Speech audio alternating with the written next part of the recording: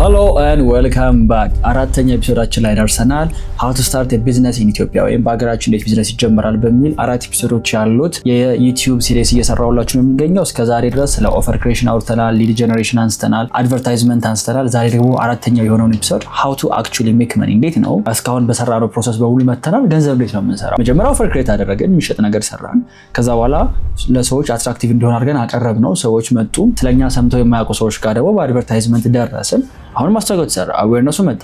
ናው ቀጣዩ የሚሆነው እንዴት ነው ገንዘብ የምንሰራው ነው። ሶ ዛሬ እሱን በዚህ ቪዲዮ እናያለን። ወደ ዋናው ጉዳይ ወደ ገንዘቡ ከመግባታችን በፊት የትኛውን ቢዝነስ ላይ ያለ ሰው አንድ ሊገባው የሚገባ ጉዳይ ምንድነው? እኛ የምንሰራው የገንዘብ መጠን ስለ ከስተመራችን ባለን አንደርስታንዲንግ ይወሰናል። ከስተመራችንን ሞር ባወቅነው ቁጥር የምንሰራው የገንዘብ መጠን በዛው ልክ እየጨመረ ነው የሚመጣው። ምክንያቱም እኛ መስራት የምንፈልገው ገንዘብ የከስተመሮቻችን ኪስ ውስጥ ነው ያለው። እነሱ ካልከፈሉን በስተቀር ከየትም ልናመጣው አንችልም። ስለዚህ ኪሳቸው ውስጥ ለመግባት በደንብ አድርገን አንደርስታንድ እናደርጋቸው ይገባል ከስተመሮቻችን። ይሄንን በማርኬቲንግ እኛ ከስተመር አቫታር እያልን እንጠራዋለን። አንድን ከስተመር ዴሞግራፊውና ሳይኮግራፊውን የማጥናት ስራ ነው። ዴሞግራፊ የምንላቸው ለምሳሌ ጾታ፣ እድሜ፣ ያለበት ሎኬሽን፣ የስራ ሁኔታ፣ እነዚህ ዴሞግራፊ ናቸው። በአንጻሩ ሳይኮግራፊ ደግሞ ኢንተረስቱ፣ ፍላጎቱ፣ ምን አይነት ኮንቴንት ነው የሚመለከተው፣ ከዛ ከምን አይነት ሰዎች ጋር ሃንጋውት የሚያደርገው፣ ሶሻል ሚዲያ ላይ የሚያሳየው ባህሪ ምን አይነት ነው፣ አንድን ፕሮዳክት ወይም ሰርቪስ የሚገዛበት ኢንቴንሽኑ፣ ከጀርባ ያለው ምክንያት ምንድን ነው። እነዚህን ጉዳዮች ባወቅን ቁጥር የመሸጥ እና ከፍተኛ ገንዘብ የማግኘት ፕሮባቢሊቲያችን እየጨመረ ይመጣል። ስለዚህ አሁን እንዴት ነው የምትሸጡት የሚለው ከመግባት በፊት እንዴት ነው ከስተመራችሁን የምታውቁት ላይ ፎከስ እንድታደርጉ ስለምፈልግ ነው። ከስተመር አንደርስታንዲንግ ላይ አንድ በጣም ወሳኝ የሆነ ኮንሴፕት እኛ ትራፊክ ቴምፕሬቸር እያልን የምንጠራው ጉዳይ ነው በማርኬቲንግ። ትራፊክ ቴምፕሬቸር ማለት ከዚህ በፊት ስለ ትራፊክ ነግሬያቸዋለሁ። ትራፊክ ማለት ወደ እናንተ ቢዝነስ የሚመጡ ሰዎች ኦር የሚደውሉ ወደ ዌብሳይት የሚሄዱ ሰዎችን ትራፊክ እያልን እንጠራቸዋለን። ራይት? ይሄንን ትራፊክ ሜዥር እናደርገዋለን፣ ቴምፕሬቸሩን፣ ሙቀቱን ማለት ነው። ምን ማለት ነው ቴምፕሬቸር መለካት? ሙቀት ሲባል አንዳንድ ሙቀት ሶስት አይነት ነው ያለው። ቀዝቃዛ አለ፣ ኮልድ የምንለው፣ ዋርም አለ፣ ሞቃት፣ ሆት ደግሞ አለ፣ ትኩስ። ሶስት አይነት ከስተመር ታይፖች አሉ ነው። ቀዝቃዛ የምንላቸው እናንተ ስለምትሸጡት ነገር ሰምተው አያውቁም፣ ስለ ፕሮዳክቱም አንደርስታንዲንግ የላቸውም፣ ስለ ሶሉሽኑም ስለምንም ነገር አያውቁም። ኮልድ ናቸው እነዚህ ሰዎች። ዋርም የምንላቸው ያውቃሉ፣ በሆነ መንገድ ሰምተው ነው የመጡት፣ አንደርስታንዲንግ አላቸው፣ ግን ፈርዘር እንድታብራሩላቸው በደንብ ክላሪፊኬሽን ይፈልጋሉ።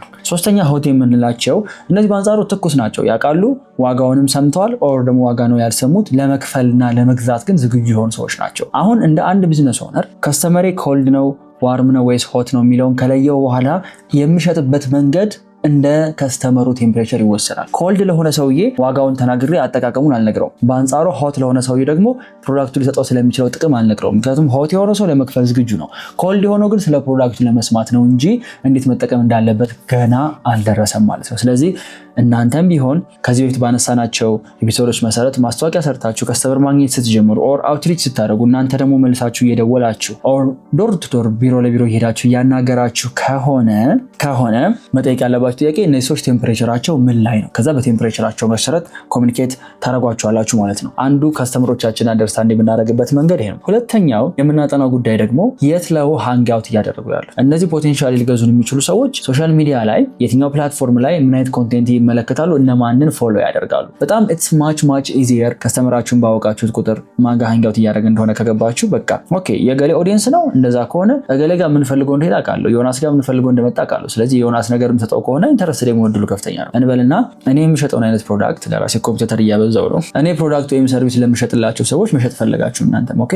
ስለዚህ መታችሁ እነዛ ሰዎች የት ነው ሃንግ አውት እያደረጉ ያሉት የሚለው ነገር ቼክ ስታደርጉ የዮናስ ቻናል ላይ ነው ያሉት። ኦኬ ስለዚህ ዮናስ ምን አይነት ነገር ነው የምሰጣቸው? እኔ የምሰጣቸውን ነገር ታያላችሁ፣ እናንተም ተመሳሳይ ነገር ከዛ በራሳችሁ ወይ አጀስት ያደርጋችሁትን መስጠት የምትችሉ ከሆነ እነዛን ከስተመሮች መሳብና አትራክት ማድረግ ይቻላል ማለት ነው።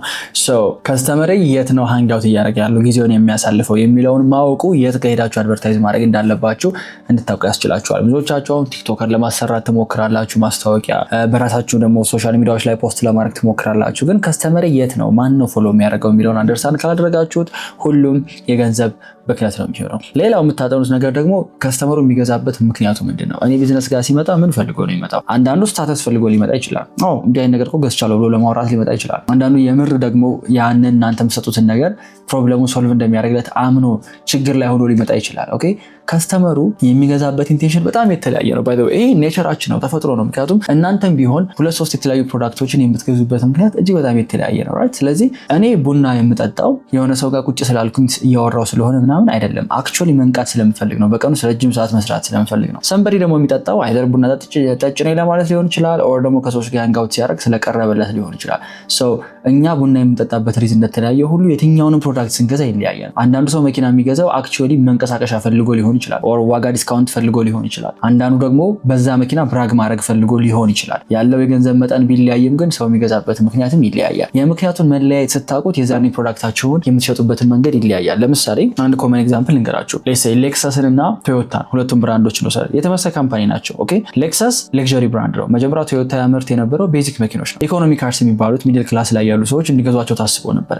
ከዛ ግን ሃየር ኤንድ የሆኑ ከስተመሮችን ታርጌት ማድረግ ፈለጉ፣ ሃይ ቲኬት ፕሮዳክት ማምጣት ፈለጉና ቶዮታን ዋጋውን ሊጨምሩ ታሰቡ። ፌል አደረገ። ለምን? ሰው የለመዳቸው በዝቅተኛ ዋጋ ኳሊቲ መኪና ነው። ይሄ ነበር ሴሊንግ ፖይንታቸው። ሰው የሚገዛበት ኢንቴንሽን ትንሽ ብር ነው ያለው፣ ጠንካራ መኪና ረጅም ዓመት የሚጠቀሙ ይፈልጋል። ለዛ ኢትዮጵያ ውስጥ ቶዮታዎች የበዙት። ከዛ ግን ሞመንት ሌክሰስ ኦኬ ሃይ ኤንድ ማርኬቱን ፈልገዋለሁ ሲል ምንድን ነው ያደረገው? አዲስ ብራንድ አመጣና ሌክሰስ ብሎ ስም ሰጠው። ዩ ሲ ቶዮታ በሚታወቅበት በቶዮታ ይታወቃል። ብራንዱን ለመቀየር አይሞክርም። ሌላ የተሻለ የሚከፍል ከስተመር ፍለጋ ፕሮዳክቱን አያስተካክለውም። ፕሮዳክቱ እንዳለ ሆኖ አዲስ ፕሮዳክት ክሬት ያደርግና ሃይ ኤንድ የሆኑትን ሰዎች ለነሱ ያመርትላቸዋል። ናው ሌክሰስ ሲመረት አሁን ሌክሰስን የሚገዙት ሰዎች ለገንዘባቸው ፌር የሆነ መኪና መግዛት አለባቸው። አላማቸው ፒውር ሌክዠሪ ነው፣ በቃ ምቾት። ከዛ ደግሞ ፍሌክስ የሚያደርጉበት ብራግ የሚያደርጉበት መኪና ፕሬዚደንሻል የሆነ ፊሊንግ የሚሰጣቸው መኪና ነው የሚፈልጉት። ኦኬ ስለዚህ ቤዚክ መኪኖችን የሚሸጠው ቶዮታ እና ሌክሰስን የሚሸጠው ቶዮታ የሚያወራበት መንገድ ፖቴንሻል ከስተመሮችን በጣም የተለያየ ነው። እነዛኛዎችን የሚላቸው መኪናው 30 ዓመት ይቆያል ምንም ባይሆን ብሎ ሊሸጥላቸው ይችላል። ይሄኛውን ግን 30 ዓመት ይቆያል አይደለም እንዲለው የሚፈልገው ምቾት አለው በጣም ኢትስ ሶ ኮምፎርታብል። ከዛ ደግሞ መኪናው ሂውጅ ነው። ከዛ ደግሞ ያምራል። ዩ ሲ ሴሊንግ ፖይንቱን በዛው ልክ እየተለያየ ይመጣል ማለት ነው። ሶ ከዚህ በፊት ባነሳነው መሰረት እናንተ ኦፈራችሁን ስታስተካክሉ ፍሮንት ኢንድ ኦፈር ብለናል ራይት። የመጀመሪያው ኦፈር ሰዎች ሲገቡ የሚያገኙት፣ ከዛ ሁለተኛው፣ ሶስተኛው እያለን ቫልዩ ላደር ላይ ደርድረናቸዋል። በተለይ ደግሞ ሃይ ኢንድ ከፍተኛውን የሆነ ገንዘብ እንዲከፍሏቸው ኤክስፔክት የምታደርጓቸው ሰዎች ሜንታሊቲያቸው ከመጀመሪያዎቹ ፈጽሞ የተለየ ነው የሚሆነው። ስለዚህ ይሄንን በደንብ አንደርስታንድ ማድረግ ያስፈልጋል። ሌላ አንድ ኤግዛምፕል እኛው ሀገር ለምሳሌ ያለ ልንገራችሁ። እንበልና የጥርስ ህክምና ክሊኒክ ሊሆን ይችላል። የጥርስ ህክምና ክሊኒክ ብዙ ሊሰጣቸው የሚችላቸው ሰርቪሶች አሉ ራይት። የጥርስ እጥበት ይሰጣል፣ የጎደለ ሊሞላ ይችላል፣ ከዛ ብሬስ ሊሰር ይችላል። ኦልራይት እነዚህ ሶስቱን ሰርቪሶች እንኳን እንውሰድ። እነዚህ ሶስቱን ሰርቪሶች የሚጠቀሟቸው ሰዎች ኢንቴንሽናቸው ያን አገልግሎት የሚወስዱበት ምክንያት ኮምፕሊት የተለያየ ሊሆን ይችላል። የጥርስ እጥበት የሚያደርገው ሰውዬ የምርም ጥርሱ በረጅም ዓመት የተከማቸ ቆሻሻ ስላለው እሱን ለማጽዳት ሊሆን ይችላል። ስለዚህ ገንዘቡን ቆጥሮ አስቦ ሊከፍል ይችላል። በአንጻሩ ሙሊት የሚያደርገው ሰው ደግሞ ትንሽ የተወሰነ ገንዘብ አለው። ስለዚህ ፈገግታው እንዲያምርለት ፈልጎ ሊሆን ይችላል። ብሬስ የሚያደርገው ደግሞ ሌላ ቅንጦት ሊሆን ይችላል። ብሬስ ስታተስ ሊሆን ይችላል። ሶ ብሬስ ለሚፈልገው ሰውዬና ጥርሱን ማሳጠብ ለሚፈልገው ሰውዬ ይሄ ዴንቲስት ኮሚኒኬት የሚያደርግበት መንገድ በጣም የተለያየ ነው። ሜቢ ጥርሱን ለሚያሳጥበው ሰውዬ ስለ ጤንነት ሊነግረው ይችላል። አፍ ውስጥ ያለው ጠረን እየተበላሸበት ስላለበት ምክንያት የሚያመጣቸው ጉዳቶች ሊነግረው ይችላል። በአንጻሩ ብሬስ ለሚያስረው ሰውዬ ግን ስለዛ ጉዳይ አይደለም የሚነግረው። የተስተካከለ ጥርስ ይኖርሃል፣ ፈገግታ ያምራል፣ እነዛ ብሎ ነው ያን ሰውዬ ኮሚኒኬት ሊያደርገው የሚችለው። ስለዚህ ከስተመራችሁን ማወቃችሁ ኦፈራችሁን የምታቀርቡበትን መንገድ በዛው ልክ በጣም ይቀይረዋል ማለት ነው። ይህንን በዚህ ካደረግን ናው ማስታወቂያው ሰዎች ጋር ከደረሰ በኋላ ትክክለኛ ፖቴንሻል ማርኬታችሁን ስታገኙ ሰዎቹ ፈልገው ፕሮዳክት ለመግዛት ሲመጡ እንዴት ነው የተሻለ ገንዘብ የምንሰራው ነው። እኔ አይ ቢሊቭ ዓለም ላይ እኛም ሀገር ብቻ አይደለም አክቹሊ በጣም ብዙ ቢዝነስ ማስታወቂያ እንኳ ባይሰራ የመጡትን ሊዶች ፕሮፐርሊ ማኔጅ ማድረግ ባለመቻሉ ምክንያት ብዙ ገንዘብ ሉዝ እያደረገ ነው ብዬ አስባለሁ። ስለዚህ አሁን ከምትሰሩት ስራ ተጨማሪ ገንዘብ ከዚህ በላይ መስራት የምትፈልጉ ከሆነ የመጀመሪያው ቴኬር ልታደርጉት የሚገባው ነገር ሊድ ማኔጅመንታችሁ። ሊድ ማኔጅመንት ማለት የሆኑ ሰዎች ሊያናግሩ መጥተዋል፣ ኢንፎርሜሽን ጠይቀዋል፣ ለመግዛት አስበው ነበረ፣ ተመልሰው ሄደዋል። ኦኬ እነዛን ሰዎች መጀመሪያ ታርጌት ማድረግ መቻል ነው። ስለዚህ ኤቭሪ ቢዝነስ ያለው ሰው ይህን ቪዲዮ የሚመለከት በሙሉ ከዛሬ ጀምሮ ሽት ታዘጋጃላችሁ። ዶክመንት ጉግል ሽት ሊሆን ይችላል። እያንዳንዱ ከቢዝነሳችሁ ጋር ኢንተራክት የሚያደርግ ሰው በሙሉ እዛ ጉግል ሽት ላይ መመዝገብ አለባችሁ። ሰንበዲ ደወለ፣ ኦኬ ቁጥሩ ይመዘገባል፣ የደወለበት ሰዓት ይመዘገባል፣ የጠየቀው ፕሮዳክት ስለምን እንደሆነ፣ ከዛ ምን ብሎ ዘጋው፣ ስልኩን ምን ብሎ ነው የዘጋው ይመዘገባል። በጣም ብዙ ቢዝነስ ግን እኛ ጋር ላይ ስትደውሉ ሄሎ ስትሏቸው ሄሎ ጤና ይስጥልኝ ላይ ነግሯችሁ የት እንደደወላችሁ በቃ they couldn't care less። ከስተመር ሰርቪሶች they couldn't care less። ትላልቆቹ ቢዝነሶች ገብቷቸዋል። ሲአርኤም ይሉታል። ሲአርኤም ዴቨሎፕ ያደርጉና እያንዳንዷ የምትደወል ስልክ በሙሉ ወደ ሲስተሙ ትገባለች። ቢካዝ እነሱ አንደርስታንድ ያደረጉት ነገር ስላለ ነው። ብዙ ስሞል ቢዝነስ ኦነር ግን ዳታ እንኳን የለውም የከስተመሮቹ። ብዙ ሬስቶራንት ሄዶ የተጠቀሙ ሰዎች ዳታ የለውም። ስለዚህ ኔክስት ታይም አዲስ ፕሮዳክት ይዞ ሲመጣ መጀመሪያ እኮ መሸጥ ያለበት ከዚህ በፊት ኢንተረስት ያሳዩ ሰዎች ጋር ነው አይደለ? ስለዚህ ከዚህ በፊት ኢንተረስት ያሳዩ ሰዎችን ዳታቸውን ካልያዘ መልሶ ኮሚኒኬት ማድረግ ካልቻለ በምን ያገኛቸዋል? በምን ሊያገኛቸው አይችልም። ስለዚህ እያንዳንዱ ከቢዝነሳቸው ጋር ኢንተራክት ያደረገ ሰው በሙሉ ዳታውን መዝግቡት። ከዛ ፕሮባቢሊቲውን ታስቀምጣላችሁ። የመግዛት እድሉ ከ10 ስንት ነው? ሬት ታደርጉታላችሁ። ከ10 ይሄ ሰውዬ ቀጣይ የመግዛት እድሉ 3 ነው። ከ10 ይሄ ሰውዬ የመግዛት እድሉ ቀጣይ 9 ነው። ከዛ ሲገዛ ገዝቷል፣ ፔድ ከፍሏል ትሉታላችሁ። ኔክስት ታይም ከስተመር ሲጠር ኧረ ገበያ ቀዝቅዟል፣ አየር የለም። ለምንድን ነው አየር የለም ብሎ ቢዝነስ ኦነር የሚቀመጠው? የራሱን አየር ራሱን መፍጠር ያለበት። እንዴት ነው አየር የሚፈጥረው? ታታታታ ስልካችሁን አውጡ። ከዚህ በፊት ኮሚኒኬት አድርገን ነበረ እንደዚህ አይነት ፕሮዳክት ፈልግ። አሁን ስቶካችን ላይ የቀረው በጣም ጥቂት ምርት ነውና የዛኔ ፍላጎት ስላሳየህ እቃው ሳያልቅብህ በፊት ቀድመህ ላሳውቅህ ስላሰብን ነው። ከዛ በኋላ አር ዩ ስቲል ኢንተረስትድ ስቲል እቃውን የመግዛት ፍላጎት አለ ወይስ አግኝተሃል ሌላ ቦታ? አይ አላገኘሁም ተውኩት እኮ ምናምን ነው። ላይክ ለምን ተውከው? ትንሽ ዋጋው ተወደደብኝ ተው እንጂ። ኦኬ ላይክ ትንሽ እኮ ይሄ ፊቸሩ እኮ የሚቀንስ ሌላ ፕሮዳክት አለ እሱን ላድርግልህ ተው እንጂ። መቼ ልምጣ? በቃ በዚህ ቀን አለና ሴልስ ተደውሎ የሚሸጣል። ብዙ ሰው ይሄን ያደርገው። ብዙ ቢዝነሶች እኛ ሀገር ላይ አውትባውንድ የለም፣ ደውለው ፕሮዳክት መሸጥ የለም። ለምን ካላችሁ ዳታ የላችሁ። ስለዚህ የመጀመሪያው ከነገ ጀምሮ እንድታደርጉት የምፈልገው ነገር ሊዶቻችሁን ፕሮፐርሊ ስቶር አድርጓቸው። በቃ ከዛ ቁጥር ይኖራችኋል። ቁጥር ሲኖራችሁ ሴልስ ቢቀንስ እንኳን ሴልስን ራሳቸው የመጨመር አቅም አላችሁ። ፕሮዳክታችሁን ሳትቀይሩ ሰው ሳትቀጥሩ ተጨማሪ ገዛ የምታገኙት ኦልሬዲ ያሏቸውን ከስተመሮች ፕሮፐርሊ በማስተናገድና በመጠቀም። ይሄ የመጀመሪያው ጉዳይ ነው። ሰው እንዴት ነው ሊዶቻችሁን የምትመዘግቡት የሚለውን ሁለተኛ ኤፒሶድ ላይ አይተናል። ሊድ ጀነሬሽን በነፃ የሆነ ነገር ከሰጣችሁ በኋላ በነፃ ስትሰጡ ግን ሰዎች ኢን ሪተርን ገንዘብ ሳይሆን የሚከፍሉት፣ በነፃ ስትሰጡ ግን ሰዎቹ ገንዘብ ሳይሆን የሚከፍሏቸው ዳታ ነው የሚሰጧቸው። ስልካቸውን፣ ስልክ ቁጥራቸውን፣ ስማቸውን፣ ኢሜይላቸውን እና አንዳንድ ኢንፎርሜሽን ውሰዱና በነፃ ስጧቸው። ኦኬ ከዚህ በፊት አንድ ምሳሌ አንስተን ነበር። አንድ የጥርስ ህክምና ክሊኒክ ያለው ሰውዬ ነፃ የጥርስ እጥበት ብሎ ማስታወቂያ ቢሰራና ለመታጠብ የመጡት ሰዎችን በሙሉ ዳታ ቢመዘግብ በኋላ ለነሱ መልሶ ብሬስና ሌላ ነገር ይሸጥላቸው ይችላል። ስለዚህ የመጀመሪያው ጉዳይ ሊድ ማግኔት ሰጥቶ በሊድ ማግኔቱ በገንዘብ ፋንታ ዳታ መቀበል ነው። ሁለተኛው ደግሞ ምንም አይነት ፕሮዳክት ፈልገው የሆኑ ሰዎች እናንተን ኮሚኒኬት ሲያደርጓችሁ በቴሌግራም ሊሆን ይችላል፣ በስልክ ሊሆን ይችላል፣ በዋትስአፕ የትኛውን ቦታ ላይ ሲያናገሯቸው ስልክ ቁጥራቸውን፣ ስማቸውን እና የፈለጉትን ነገር መዝግባችሁ መውጣት ነው። ስለዚህ ዌብሳይት ከሆነ ኦልሬዲ ሬጂስትሬሽን ፔጅ አዘጋጁለትና በመሀል ሬጂስተር እንዲያደርጉ ልትጠይቋቸው ትችላላችሁ። ሁለተኛው ደግሞ የሚሆነው ከስተመሮቻችሁ መክፈል በሚችሉት ልክ ማስከፈል እንበልና ይሸጣችሁ ያላችሁ ስልክ ነው። ሱቃችሁ ላይ የ60 ሺህ ብር ስልክ አለ እንበል እና ይሸጣችሁ ያላችሁት የ60 ሺህ ብር ስልክ ነው። ይሄንን አፎርድ ማድረግ የሚችሉ ሰዎች ይመጣሉ፣ የ60 ሺህ ብር ስልክ ይወስዳሉ አይደለ? ከዛ ግን የሆኑ ሰዎች አሉ 100 ምናምን ሺህ ብር ማውጣት የሚችሉት። ስለዚህ እነሱ ሰዎች ሲመጡ የሚያገኙት የምን ስልክ ነው? የ60 ሺህ ብር ስልክ። ከዛ አልፈልግም ብሎ ይሄዳሉ። እያመለጣችሁ ያለው ገንዘብ 60 ሺህ ብር አይደለም 100 ምናምን ሺህ ብር። በማርኬቲንግ ምን ይባላል? 1 ሺህ ብር ላለው ሰው የ10 ሺህ ብር ዕቃ ለመሸጥ ብትሞክሩ ሉዝ ታደርጋላችሁ። ሉዝ የምታደርጉት ግን 1 ሺህ ብር ነው። 10 ሺህ ብር ላለው ሰው የ1 ሺህ ብር ዕቃ ለመሸጥ ብትሞክሩ ግን ስቲል ሰውየው ሊገዛችሁ ይችላል፣ ግን ሉዝ እያደረጋችሁ ነው። ሉዝ የምታደርጉት ስንት ነው? 9 ሺህ ብር። ስለዚህ የኔ ከስተመሮች መክፈል እስከሚችሉት ድረስ ላስከፍላቸው ፈልጋለሁ። ለምሳሌ አንዳንዱ ሰው የሚፈልገው ነገር ትንሽ ሰጣችሁት እሷን ይዞ መቀጠል ሊሆን ይችላል። አንዳንዱ ደግሞ እጁን ይዛችሁ እንድታሰሩት ሊፈልግ ይችላል። ስለዚህ ኤፒሶድ 1 ላይ እንዳወራ ነው ፕሮዳክታችሁን ሌየር ትሰጡት ይገባል።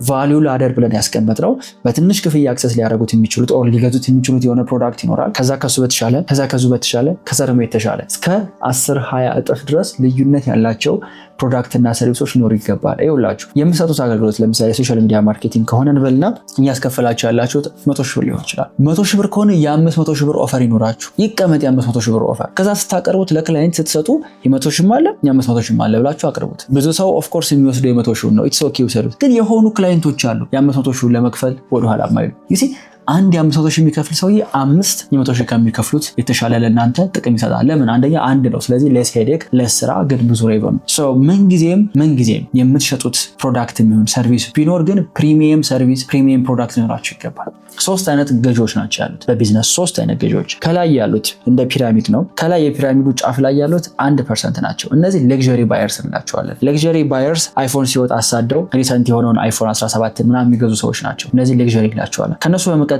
9% የሚሆኑት ደግሞ ፕሪሚየም ባየርስ ናቸው። እነዚህም ስቲል ሃይ ኢንድ የሆነ ከሰዎች ጋር ሄደው ብራግ ሊያደርጉበት የሚችሉት ፕሮዳክት ነው የሚገዙት። ስቲል አይፎን ማክ ምናምን የሚገዛ ሰው ፕሪሚየም ባየር ተብሎ ይወሰናል። የቀሩት 90% ደግሞ ማስ ማርኬት እንላቸዋለን። ማስ ማርኬት በዋጋ ተከራክሮ ዋጋ የሚቀንሰውን ጥቅም የሚሰጠውን አስበው ልክ ቶዮታ እንዳልነው ማለት ነው ያን ነው የሚገዛው የቶዮታ መኪና። ስለዚህ እኔ ለማስ ማርኬት የሚሆን ፕሮዳክት ካለኝ ለፕሪሚየምም ለሌግዠሪም የሚሆን ኖረኝ ይገባል። እስከ 1% ያሉትን ሰዎች ታርጌት ላደርጋቸው ይገባል። እውነት ለመናገር ማስ ማርኬቱን አድሬስ ማድረግ ለማስ ማርኬቱ መሸጥ ከባድ ነው። ምክንያቱም ማስ ማርኬቱን አድሬስ ማድረግ የምትፈልጉ ከሆነ በከፍተኛ ብዛት ማምረት አለባችሁ ዋጋችሁ እንዲቀንስ። ምክንያቱም በጥቂት ማምረት ዋጋው ከፍ ያደርገዋል። ራይት? ይሄ ቤዚክ የቢዝነስ ኮንሴፕት ነው። ያ ማለት ለምሳሌ እያመረትኩ ያለው ቲሸርት ከሆነ እያመረትኩ ያለው 10 ቲሸርት ከሆነ ፕሮዳክሽን ኮስቴ ትልቅ ነው። 10 ቲሸርት ከማምረት ይልቅ 100 ቲሸርት ማምረት ይቀላል። ይሄን አንደርስታንድ ታደርጉታላችሁ ብዬ አስባለሁ። ምክንያቱም በብዛት ስታመርቱት ኮስቱ ኤቭሪቲንግ ስለሚቀንስ። ለዛ ነው ማስ ማርኬቱን ታርጌት የሚያደርጉት በጣም ትላልቅ የሆኑ ቢዝነሶች ናቸው። በጣም ለምሳሌ ኢትዮጵያ ላይ 130 ሚሊዮን ህዝብ አለ አይደለ? ከዛው 85% በገጠር ነው። በገጠር ያለው ሰው ስቲል ይበላል፣ ይጠጣል፣ ይታጠባል። ለዚህ ለገጠር ህዝብ ብስኩት፣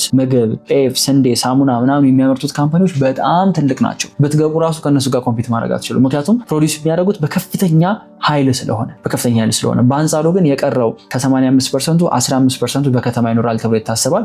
ከ15% ውስጥ ደግሞ 5% በደንብ ይሄ አርባን ላይፉ የተሻለ ነው ይባላል። እኛ አሁን በሰርቪሳችን ታርጌት እያደረግን ያለ ነው የኮሚኒቲው ሌዛን 1% ነው። ስለዚህ ለሌዛን 1% ሰው የማቀርብ ከሆነ ፕሮዳክቴ በጣም በትንሹ እንኳን አምርቼው ትርፋማ ሊያደርገኝ ይገባል።